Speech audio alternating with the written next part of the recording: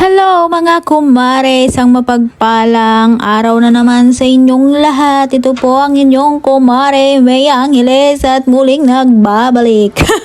A vlogger yarn. Ayan na nga, inaayos ko dyan yung paglalagyan ng mga halaman. Kasi tinanong ako ni Bossing, sabi niya, ang hilig-hilig mo magpatubo ng kahit ano na lang ng mga buto-buto dyan. Sabi niya, mahilig ka maghalaman? Sabi ko, opo.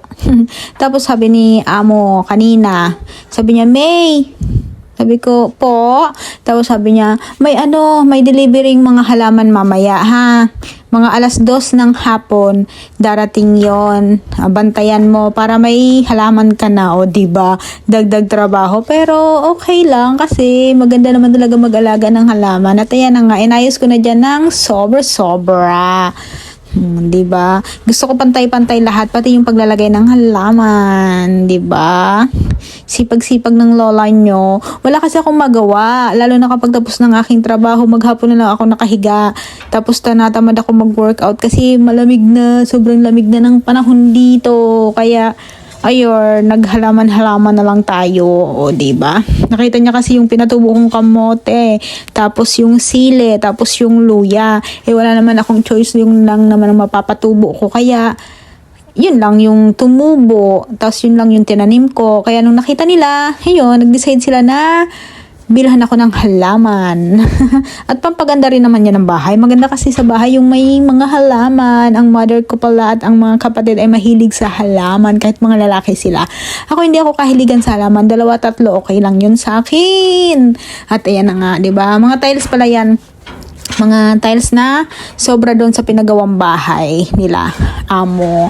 At ayan na nga. Tingin ng tingin dyan sa akin si Indonesian. Tinatanaw niya ako, ay huwag niyo na palang tingnan niyang mga nakasabit na short kasi naglaba ako ng damit ko. At ayan na nga.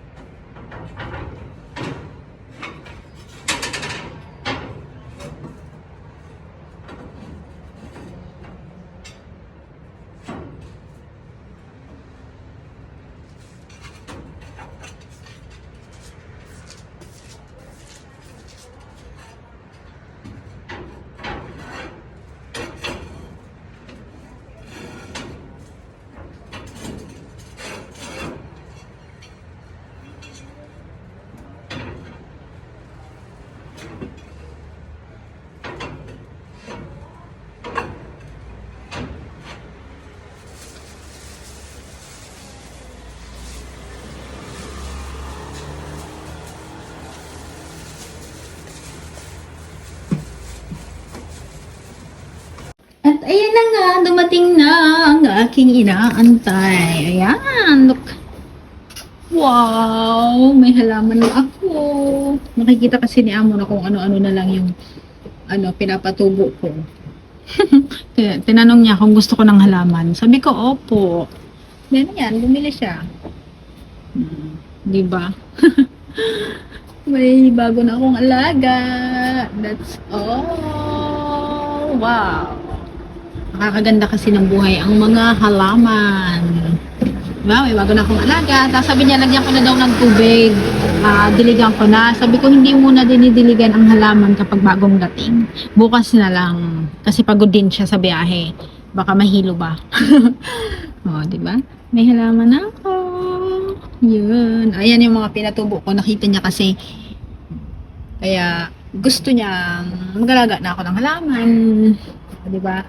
May aso na ako, may lolo pa, tapos ayan, may halaman ulit. That's all.